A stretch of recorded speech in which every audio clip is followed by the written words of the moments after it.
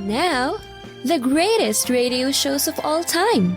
Suspense. The Shadow Node. Washington calling David Harding, Counter Spy. Classic radio theater. The Great Gildersleeve. Fibber McGee and Molly. Dragnet. Gunsmoke. The Lone Ranger. Now, step back into our time machine with your host, Wyatt Cox. Good evening, friends of the Inner Sanctum. And that creaking door makes its return in a couple of moments here with an episode of Inner-sanctum-mysteries. This episode, entitled Detour to Terror, starring Mason Adams, was originally broadcast May 21st, 1946.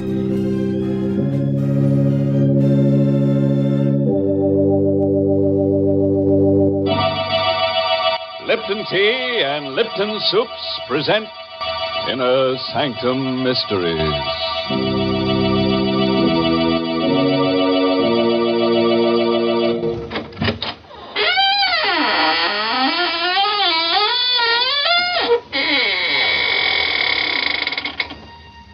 Good evening, friends of the Inner Sanctum. This is your host, waiting to act as your guide through the squeaking door on a specially prepared travelogue. First, we'll take a little jaunt with jeopardy along the path of peril, where we'll prowl with panic until we take the left turn into Horror Highway, and thence via Terror Turnpike straight into the road to ruin.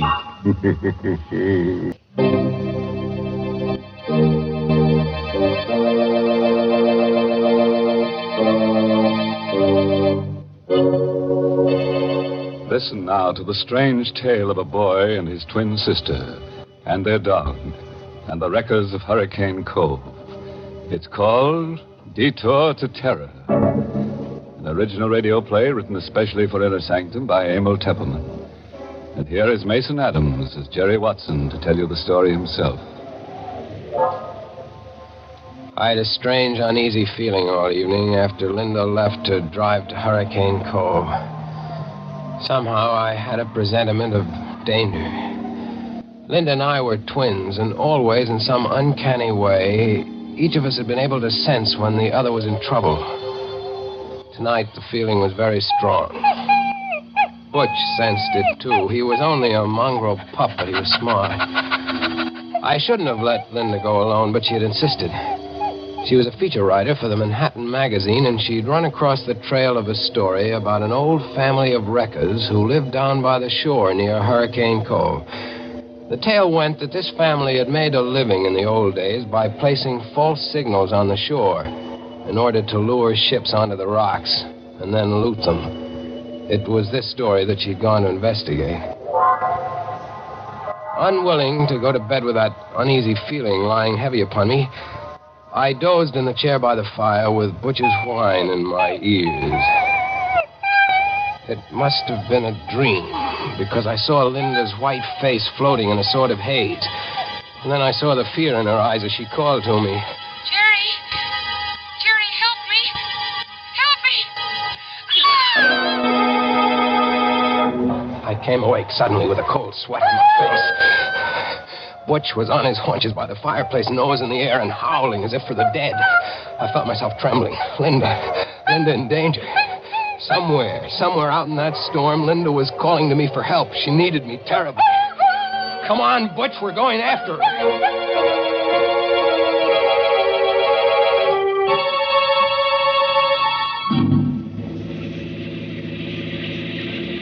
Within 20 minutes, I was speeding through the storm out along Highway 9. I remembered Linda's telling me just what route she'd take.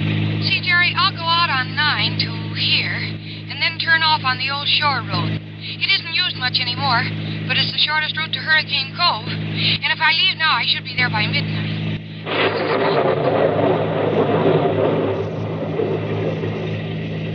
The mist lay heavy on the old shore road, and the rain drove against the windshield, and the swirling fog played strange tricks with my eyes. But I knew I was almost an hour behind Linda, and I had to make time.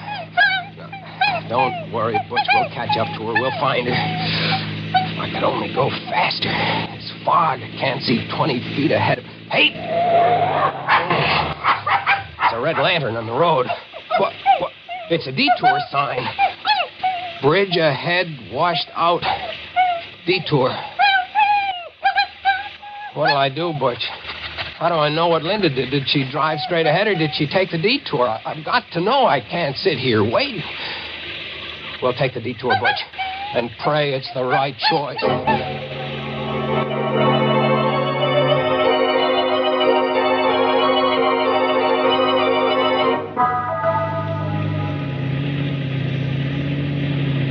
This detour isn't taking us anywhere, Butch. I don't think Linda came this way. Maybe she didn't see the detour sign back there. Drove into the washed-out bridge. Maybe that's what the danger was. Oh, no, she couldn't have missed that red lantern even in the fog. She must have turned off. She must have come this way. Hey! There's the car, Butch, stalled in the ditch and blocking the road. It's Linda's car. Come on, let's get to her quick. Gosh, it's coming down in buckets. Never mind the lightning. Let's go. She's not in the car, Butch. I don't see her in the car. Oh, no, she's not in here. Linda! Linda! Where could she have gone, Butch? She was always scared of thunder and lightning. Linda! How can we look for her in the dark and the fog? What is it, Butch? What have you found over there? I'm coming, Butch, I'm coming! Where, Butch?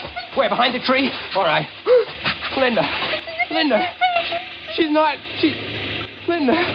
Open your eyes. It's Jerry, Linda. Oh, Linda, don't be scared, Linda. Everything's all right. It's me. It's Jerry. Oh, Linda. Jerry. Yeah. Oh, thank heaven. Oh, Jerry, take me away from here. Sure, kid. Come on. Here, I'll help you out.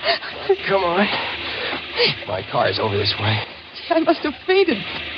I knew you'd come, Jerry. I had a feeling you would. I was afraid it might be too late. Here, get in the car. Yeah. Come on in, Butch. Gosh, you're soaked to the skin, kid. What happened here? Well, there was a man. He was hiding up there behind a tree. The headlights caught him when I got stalled in the ditch. How'd you come to land in the ditch? Well, there's a tree lying across the road. See, look over there. You can just see it in the headlights. Oh, yeah. Oh, I see. Gosh, it's a big one. Must have been struck by the lightning. That's what I thought at first. But when I got out to look at it, I saw that it wasn't struck by lightning. What? Jerry, that tree has been deliberately cut. Linda, are you sure? Sure I am. It's been cut by a saw. The minute I looked at it, I realized it wasn't any accident. Somebody meant to block this road. Great Scott. So I hurried back into the car, and I tried to turn around. I wanted to go back. Well, you couldn't have turned around anyway. This road is too narrow. Yeah, well, I was too scared to realize that. I started backing up, and the rear wheels landed in the ditch. And it was just then that I saw the man. He was coming out from behind the tree, and he was all hunched up so I couldn't see his face. Then when the headlights struck him, he ducked back, and he disappeared. Well, I was afraid to stay in the car, so I jumped out, and I started to run. Then I could hear him coming after me. And I must have tripped, and my head struck something. And that's all I knew till you found me. Are you sure it was a man you saw, kid? Yeah, positive, Jerry. I don't get it. What was the idea of blocking the road? What's the matter, Bush? He hears something. Look over there. Someone running through the woods carrying something. I'm going after him. Careful, Jerry. Look, Butch has that man by the trousers. Oh, he kicked Butch. Hey, you don't kick my dog. Jerry, be careful. Come on back here, you. Jerry, I'm coming with you. Oh, it's no use. He ran away in the night. Are you all right, Butch? Look, Jerry. Whoever he was, he dropped what he was carrying. What is it? It looks like a big board of some kind. Here, I'll turn the flashlight on. Oh, it's a sign. It has lettering on it. What's it say? What it says? Great Scott. What is it, Jerry? It says, bridge ahead, washed out. Detour. Jerry, this is the detour sign from the highway. Yeah. They only put it up there to lure you onto this back road. Then they blocked the road with a tree. kid. It looks like we're in some kind of a trap.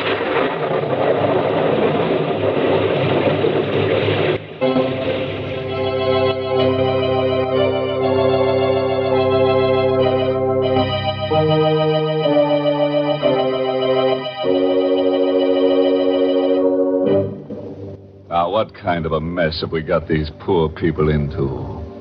Imagine finding that poor twin sister unconscious behind the tree.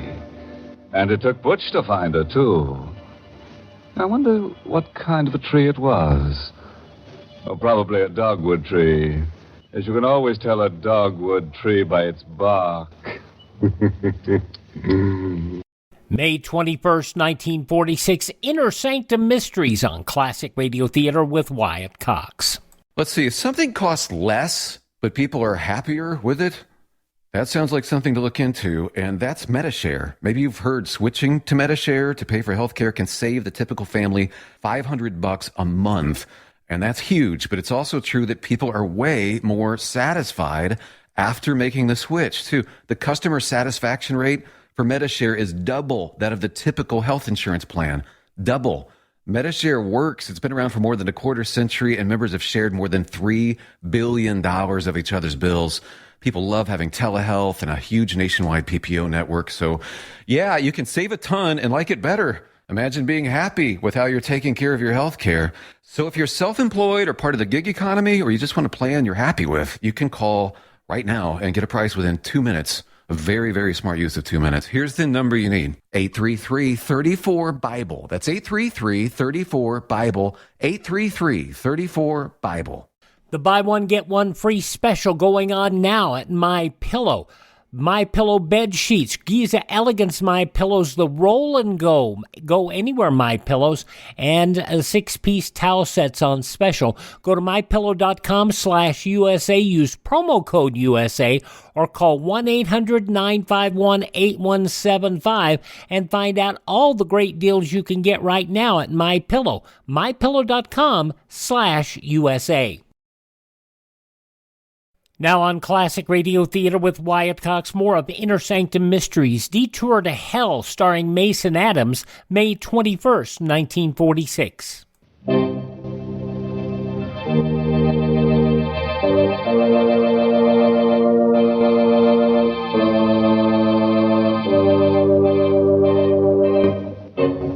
Well, let's get back to our story now and see what happens along that deadly detour.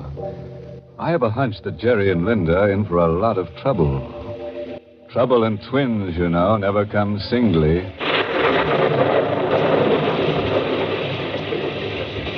We got back in my car, wet and shivering, Linda, Butch, and I. We tried to figure out what to do. Don't you see, Jerry? This is the way those old-time wreckers used to work. They'd place false signals on the shore so that the ships would be lured onto the rocks. Mm-hmm. You think that phony detour sign back It was there? just like a false signal to a seaman. It lured us onto this back road. When they get good and ready, they'll come for us. Maybe you're right, kid. Oh, Jerry, we can't just sit here and wait to be murdered. Look, Linda, up there in the hill through the trees. See those lights? Looks like a big house. Hey, maybe they've got a phone. We could call the police. And maybe... Maybe what, Jerry? Nothing. You think maybe they're the ones who lured us here? We'll have to take the chance, Linda.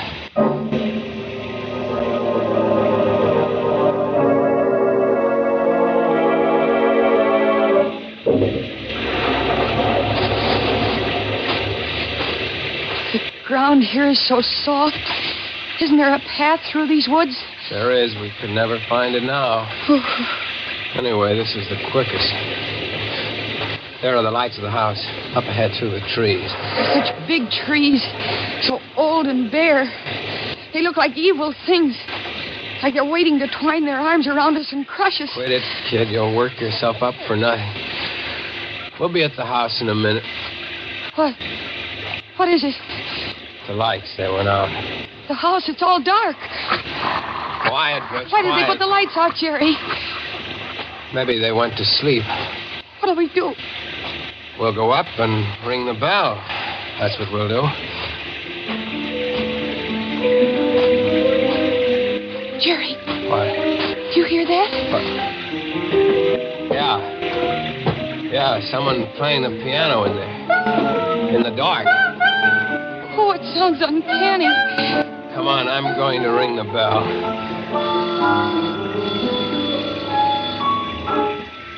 The piano stopped. Yeah. I think I hear someone coming. Still no lights. It gives me the creeps. Someone's opening the door. Good evening. Caught in the storm, eh? Won't you come in? Your lights, aren't they working? How stupid of me. I'd forgotten. Here. That better? Yes, thank you. I'm Jerry Watson. This is my sister, Linda.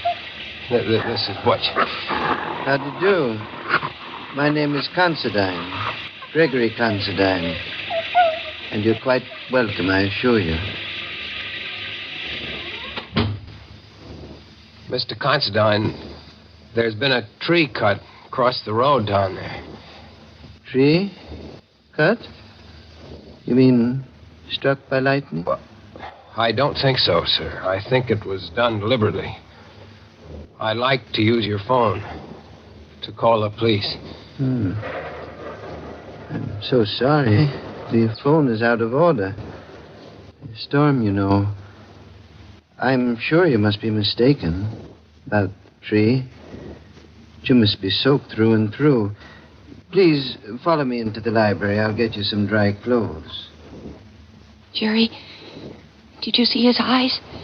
He's blind. That's why I was playing the piano in the dark. Right in here, please. It's a nice crackling fire. You can warm up while I ring for my handyman. Matt will be here in a moment. I heard what you said to your brother, Miss Watson. Oh, I'm sorry. Not at all. I managed quite well. You live alone here, Mr. Considine? Just my brother Vincent and I, and Matt, of course. We seldom see strangers here. No one uses this old back road. Mr. Considine, someone put a phony detour sign out on the main road. Really? Sounds almost incredible. Ah, here's Matt. You ring for me, Mr. Gregg? Matt, this is Miss Watson and her brother, and Butch. They've been caught in the storm. I think there's some dry clothing in the west room. Yes, Mr. Gregg. Yeah, this way, please. Are you in there, Greg? What have you done to those people? Oh, dear. That's my brother Vincent. I'm afraid I'll have to ask a favor of you. Please overlook anything Vincent may say. He's, shall I say, a bit strange. Oh, here you are. Well, introduce me to your friends, Greg. Go upstairs, Vincent. Go upstairs, Vincent. Is that all you have to say to your brother? What are you going to do to these people? What are you planning for them? Vincent. You can't shut me up. Look here, mister. Young lady. Take a bit of advice from me. Don't stay in this house overnight, or you'll never live to see the morning. Get out, quick. Matt, you know what to do. No. Yes, Mr. Gregg. No, please, keep away from me, Matt. Keep away. I warn you, mister, get your sister out of it. No, hey, let go of me, Matt. Hey, he knocked him out. I regret that it was necessary, Mr. Watson. Vincent is difficult at times. Please pay no attention to what he said. I'm very sorry that you had to witness this painful scene. Matt, please carry Mr. Vincent upstairs and lock him in his room.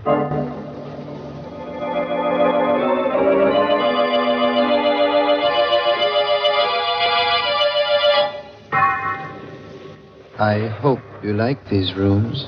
Yes, thank you. Yes, I'm sure we'll be comfortable, Mr. Considine. They're adjoining rooms, as you see.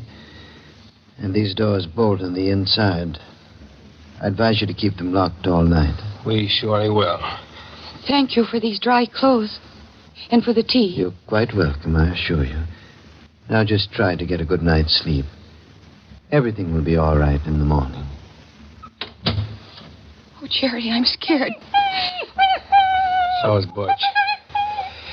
And so am I. What'll we do? First thing to do is bolt the door. He's blind. Yet he frightens me, Jerry. The way he ordered his brother knocked down. Jerry, there's something I've got to tell you. What is it, kid? The name of that family of old-time wreckers is Considine. You mean these are the people? Their ancestors used to loot ships. And now they're working on motorists. Poor Vincent tried to warn... Jerry, what are we going to do? We've got to get out of here before they come up to finish us off. Let's take a look out the window. Oh, it's pitch black out there. Look, by the streak of lightning. Did you see? Yes, I did. That man, that Matt, standing under the tree with a rifle. We're stuck. No escape. What's that? Someone tapping against the wall. In there. Can you hear me? Who is it? It's Vincent. I'm in the room next door to you. It's locked on the outside. Can you get me out? We'll be right there. Quiet, Butch. Oh, Jerry, maybe there's a chance if Vincent will help us. Come on, kid. Yeah. No noise. Shh. Come on. Here, this is the door. Look, it's bolted on the outside. They must keep him locked up all the time. Well, here goes.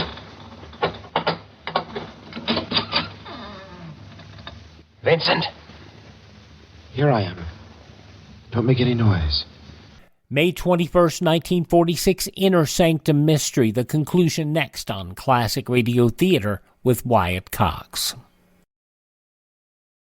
Radio? Why should I advertise on radio? There's nothing to look at, no pictures. Listen, you can do things on radio you couldn't possibly do on TV. That'll be the day. All right, watch this.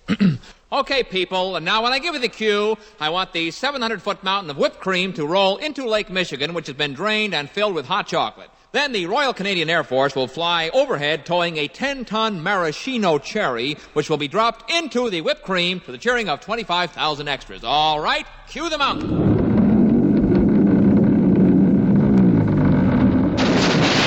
Cue the Air Force. Cue the maraschino cherry. Okay, 25,000 cheering extras.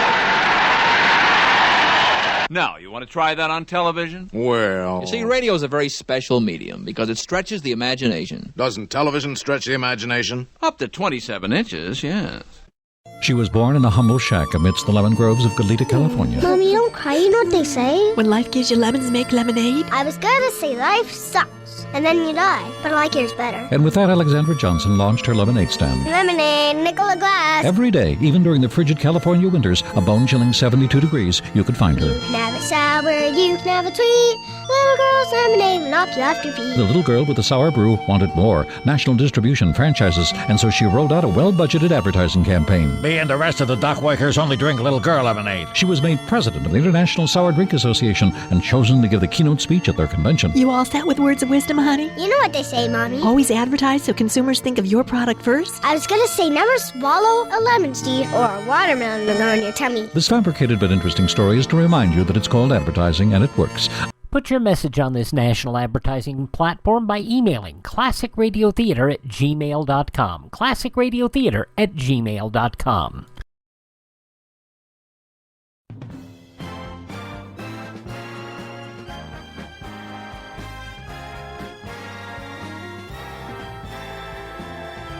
Now on Classic Radio Theater with Wyatt Cox, the conclusion of Inner Sanctum Mysteries, Detour to Terror, starring Mason Adams, May 21st, 1946. My brother has ears like a cat, and don't let him fool you. He may be blind, but he's more dangerous than any man who can see. How are we going to get out of here? Matt's watching outside with a rifle. Listen. The piano. My brother is amusing himself in the dark. He always plays the piano when he has something on his mind. Do you know any way for us to get out of here? Well, there's only a slim chance. Now listen to me carefully. The only chance is to get out the back way, But you have to pass the open living room door downstairs. And Greg is in there at the piano. What do we do? You wait here. I'll go down first and see if they've left the cellar door unlocked. I'll come back for you. Please, don't move until I return. Be careful. Don't worry. I will.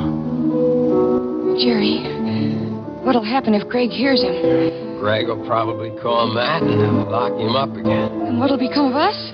We'll worry about that later. Jerry, he stopped playing. Yeah. Do you think he heard Vincent coming down?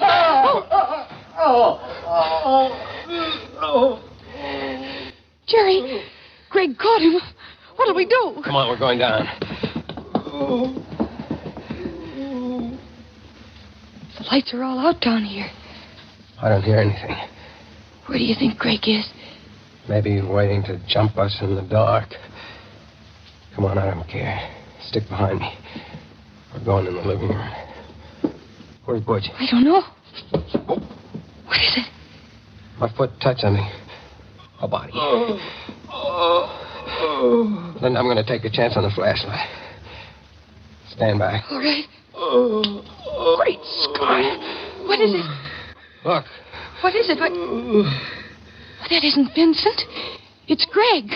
He's been stabbed. Watch out. Vincent is somewhere around. He'll kill you. What do you mean? My brother Vincent, the one who's been doing the wrecking. We always keep him locked up. But tonight, he got away. Planted the detour sign. Cut the trees. Vincent did all that. Matt and I, we tried to stop him. Matt went out to the road, took down the detour sign. But it was too late. Watch out. He'll be back to kill you.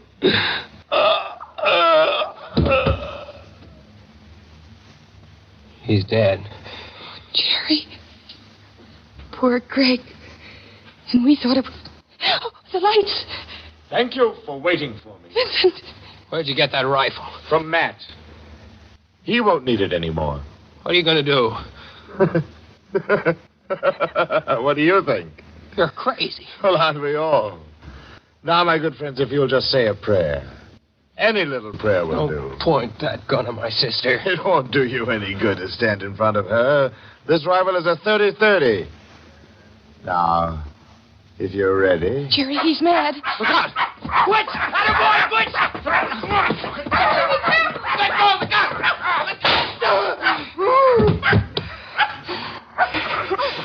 The gun went off in his face. Oh, Jerry. Take it easy, kid. He's dead. Don't look at him. He isn't pretty to look at. Butch, you did all right. Well, kid, you can write your feature story now. The story of the wreckers of Hurricane Cove. And it'll be under your own byline, too. Oh, I'm going to write it under a double byline, Jerry. The Wreckers of Hurricane Cove by Linda Watson and Butch.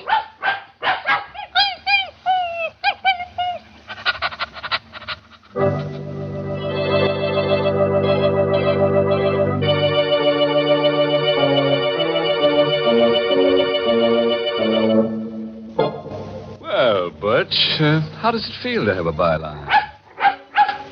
You like it. You like collaborating, don't you? Especially with a pretty girl like Linda, huh?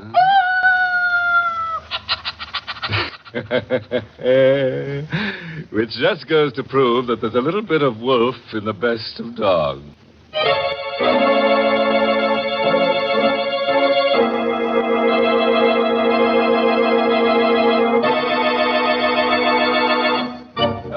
Parting word of advice, friends.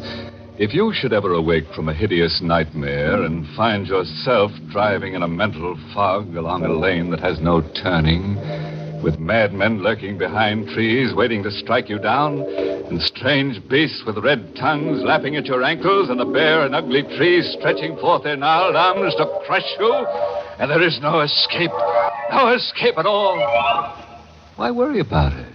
You won't come out alive anyway. Oh, by the way, this month's Inner Sanctum mystery novel is Benefit Performance by Richard Sage. And next week, the makers of Lipton Tea and Lipton Soups will bring you another Inner Sanctum story, directed by Hyman Brown, and called Murder in the Night. Correction. There'll be 3 murders. You know, it's going to take a lot of nerve to hear this tale out, so I don't suppose you'll be listening. That is, unless you've just got to find out how a brass button in a dead man's hand traps the murderer. If so, tune in to Inner Sanctum next week at this same time. Until then, good night. Pleasant dreams.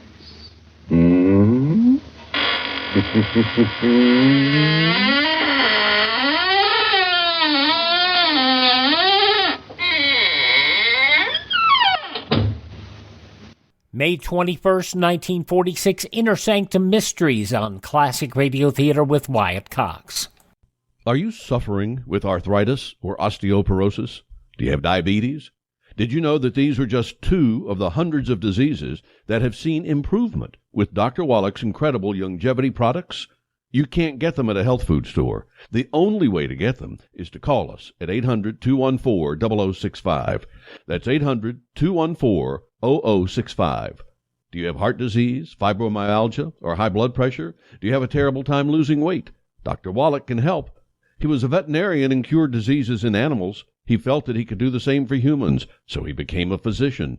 Over 50 years of research and helping people like you goes into every bottle of Dr. Wallach's amazing discoveries. Do you want to feel better? Learn how to treat the cause of your problem rather than covering up the symptoms with drugs. Call 800-214-0065. That's 800-214-0065. Now on Classic Radio Theater with Wyatt Cox, we go back to May 21st, 1948, an episode of the soap opera Claudia. And now, Claudia. Da da da da da la la la la la la la la la la la la la la la la. My, you sing beautifully, Gertrude. I like to sing. I like to do everything. Wash, iron, cook. Oh, what you're cooking this minute smells absolutely heavenly. You sure I can't help you? Help and waste time. I mean, if you want dinner by 7 o'clock. There's something in what you say. I can manage. Here, take these sandwiches and have your drinks out on the grass under the apple tree. Hors d'oeuvres. Gertrude, you're an angel. I wanted everything particularly nice for Mr. Killian, and it is. Finger bowls, too. I saw him get out of the car, and I said to myself, Gertrude, there's a man that likes finger bowls. You're right. He's a very punctilious person. Yet he's so nice, really. Think he would be if he's Mr. Norton's partner. How nice. Say, ain't it lucky your ma went to town for a couple of days, or he couldn't stay tonight? Oh, I don't think he'd stay anyway. He's on his way to Boston to see his son. He just stopped off. Say, isn't it lucky we had a turkey sitting in the icebox, just waiting to be cooked? If you leave it to Gertrude, she'll never be caught short when company comes. Here, don't forget the little napkin. Some of them sandwiches is leaking. Oh, thanks. Come along, Bluff. Get out from under Gertrude's feet there. Leave him be. He don't want to go. You don't want to go? He likes to stay with Gertrude. Oh. Him and me, we get along fine, we do. All right for you, Bluff. Come on, Shakespeare. You come on out and see your Uncle Roger. Cat don't want to go neither. Leave him be. Oh, dear. Here, I'll hold the door open for you. Sure it ain't too heavy for you? 3 glasses and a plate? What do you think I am? Mind you, go out on the lawn and don't bother till I call you. Pleasure's all mine. Hey, David, take this tray for me, will you? Oh, that's where you've been. Yeah. We wondered where you disappeared. Hors d'oeuvres. Hey, wonderful. Oh, you shouldn't have gone to all that trouble. I cannot tell a lie, Roger. I didn't. Gertrude did. Who's Gertrude? Didn't David tell you? He only just got here. He's been busy looking at all the improvements we made since the last time he was here. We haven't gotten around to Gertrude yet. These are good. What are they? Different kinds. The one you just ate is cheese or something. What's the one I'm going to eat? Let me taste it and I'll tell you. Good fish or something. Now listen, stop it. Don't let Gertrude catch us eating them. Well, isn't that what they're for? If not, I've been robbed. Yes, but not here. Gertrude has given strict orders we're to have our drinks under the apple tree. I suppose you'll get around eventually to telling me who Gertrude is. Who is Gertrude? Who is David, she? be quiet. She'll hear you. She'll leave. Gertrude, I now begin to suspect, is the new maid. You suspect correctly. And she's like no maid you ever heard of before. In a class all by herself. She certainly is. You're very fortunate. Actually, most of them simply won't go way out in the country like this. Well, there's a trick to it. Gertrude lives way out in the country. In fact, she lives right down the road a piece. Listen to him down the road a piece. He's already taken on her lingo. Hurry up, David. Dinner's almost ready. The apple tree's waiting for us. Look, I don't like to eat outdoors. Shame on you. What's the matter with the living room? But the apple tree's in bloom. I heartily applaud Gertrude's taste. It's the most gorgeous sight I ever saw. Well, it's just as gorgeous through the window, without bugs dropping on you. Shame on you, too. Oh, we are overruled, David, by a vast majority. Oh, no, not so fast. I have a confession to make. I don't like bugs myself. I always think it's rather an exploded idea, all this eating out of doors. Oh, good, then you're one of us. Come on, David, you take the tray. Gertrude's got the chairs and tables all set out for us. I see. Gertrude says we go under the apple tree, so out we go under the apple tree. Exactly. Are you mice or men? Mice. So would you be if you lived miles away from nowhere and you had a new baby coming in an old house. Say no more. Circumstances alter cases. Here, David, let me carry the orders. Go away. I don't trust you. This one's peanut butter. I want my money back. Oh. And what's wrong with peanut butter? Delicious. I think it's mixed with horseradish or something. Is it? I don't know. Gertrude keeps her secrets to herself. I can't wait until I meet this remarkable female. Uh-oh, not so much, David. Claudia? Just a little Coca-Cola. And if it's no trouble, I think I'll change my mind and have the same. Oh, it's lovely out here, isn't it? Smells so fresh and damp with twilight. Oh, it does. Well, I have to admit it. Gertrude was right. This is better than indoors. Yup. What's that? What? That.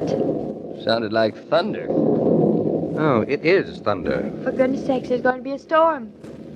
Look, lightning. Oh, I hope it's going to be a good one while it's about it. You astound me, Claudia. Why? Because I see standing before me a woman who is not only not afraid of thunder and lightning, but who seems to enjoy it. Well, I've never been hit by it. Maybe that's why. She's just modest. I don't think she'd be scared of it anyway. You know, Roger, she's quite an extraordinary person. Which person are we talking about now? Gertrude or Claudia? Me, because I'm not afraid of a storm. Astonishing. Oh, that was a good one. Wasn't it, though? Look at the sky with It's like big gusts of smoke rolling over the heavens. Why, she even gets poetical in a storm. I tell you, she's a very remarkable person, that wife of mine. Uh-oh. Here comes the rain. You take the tray, Roger. I'll get the cushions off the chair. Right. Too, darling. Hey, look, I'll help you with that. Go on. You go on with Roger. You'll get soaked. Oh, don't be silly. It's only a summer shower. Oh, look, take the tray right to the kitchen, Roger, and introduce yourself to Gertrude. If my courage doesn't desert me. I know, Roger. A reminder that you have to catch the 806. Right. Come on. Hurry out of this rain, but don't rush. Hey, it's getting worse. It hit someplace near the house. Here we are. You look like a little drowned rat. You don't look so handsome yourself with your hair plastered down. That flash almost blinded me. David, you all right? Sure, I'm fine. Get in, out of this. What's happened to Roger, I wonder? He's probably making up to Gertrude. That is precisely what I intend to do this moment. Claudia, come here. What? Here, while I kiss you, soundly and with increasing respect and admiration upon both cheeks. Now, what have I done? Oh, what haven't you done? Such adjectives as extraordinary, incredible, and remarkable fail to describe you. I shall have to get an entirely new vocabulary. Crazy. I know I'm wonderful, but not that wonderful. Yes, what's this all about? Look here, you two. You can pull my leg so far and no further. There is no Gertrude. What? Gertrude is a myth, a figment of the imagination, a projection of a paragon of competence. David, what is he talking about? I am talking about David's wife. Hors d'oeuvres under the apple tree. A turkey roasted to a turn waiting on the stove. An apple pie sitting on the windowsill. I closed the window, by the way, or it would have gotten wet. And look at her. As sweet and unruffled as a summer day. And I really fell for that story of the perfect maid. Hey, come back here. Where are you going? Hey, wait for me. Claudia, don't trip over that rug. Gertrude! Gertrude! David, she's not here. Well, where is she? Well, I don't know. Everything's ready to serve, and Gertrude isn't here. David, Roger doesn't believe that Gertrude really is. Producer? She's gone. She can't be. Look in the dining room. We came through the dining room. And she's not in the pantry or any place. Now listen. Why carry a joke beyond its funniest point? I've got a train to catch, so let's carve the turkey and start right in. I'm famished. We've got the soup first. Excellent. I adore soup. And here we are. The soup plates all set out above the stove. Claudia, will you allow me to ladle? Yes, ladle. David, this is serious. We have lost Gertrude. Say, we've lost Bluff, too. Bluff. Here, Bluff. That's right. Where is the dog? Yes, Roger, what answer have you got for that? I suppose we never had a Great Dane dog. Doubtless your mother took him with her into New York. Oh, that's all Mama needs. She might have gotten sick and gone home. Who, Mama? No, not Mama. Gertrude. Oh. And she might have taken the dog with her. Oh, no, she would have told us. But listen, phone her house and see anyway. Well, that's what I'm trying to do. Yeah. Oh. What's the matter? The phone's on the blink. Oh. I don't wonder. You probably won't have light or water either. Oh, you're cheering us up no end. Oh, here's Shakespeare. Shakespeare, where is everybody? He won't talk.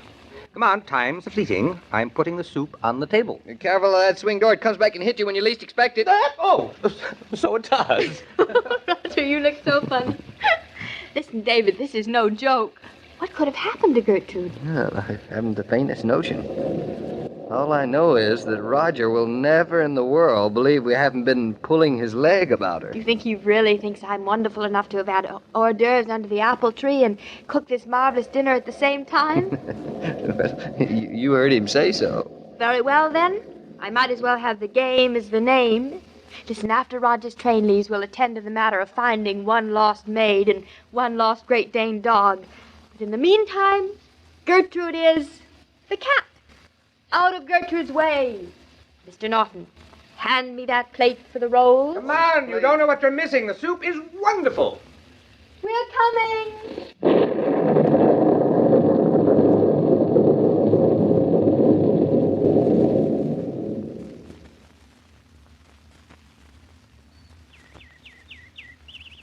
And the pie was the best of all. I'm glad you enjoyed everything, Roger. Enjoyed it? That is a complete understatement of fact. You will pardon me for being proud of my wife, will you not? Such soup, such turkey, such salad. And you will pardon me if I remain speechless.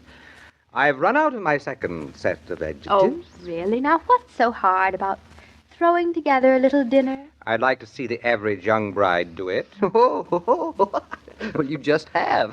What? What was that? Did I hear something? Sounded like a door opening and closing. Listen. Someone's walking around the kitchen. David? Say, I wonder who it could be. Gertrude? Hey, Gertrude, is that you? Yes, sir, it's me. Well, you went and ate. Land sakes, I don't see how you could have the stomach to with a thunder and lightning fit to kill a body. I ain't afraid of nothing else in the world but thunder and lightning. It just scares me stiff. Yes, sirree, Bob. Me and Bluff went down the cellar to be safe. He's still down there shivering like a leaf.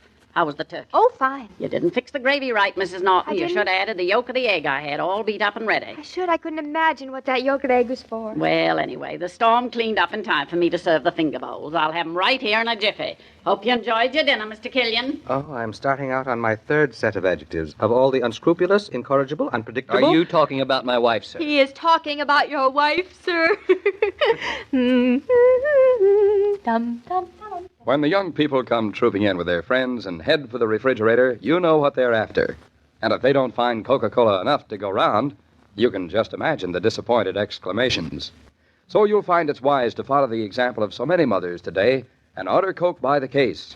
Your grocer or gas station attendant will put a case in the car for you. Put Coke on your shopping list today. So there really is a Gertrude. Yes, there really is, and quite a Gertrude she is. Dinner certainly was delicious. Well, from now on, I think life will go pretty smoothly for the Nortons. It'll go smoothly till Monday, at any rate. Only until Monday. What happens then? Well, I don't want to tip my mitt, but Claudia's going to receive a letter. Well, that's not so very unusual, is it? This happens to be a very unusual letter. So unusual that Claudia isn't even going to tell Mama and David about it. Well, that is unusual. What happened? You'd better wait until Monday to find out, so I'll see you then. You will indeed. Goodbye, Mr. King. Goodbye.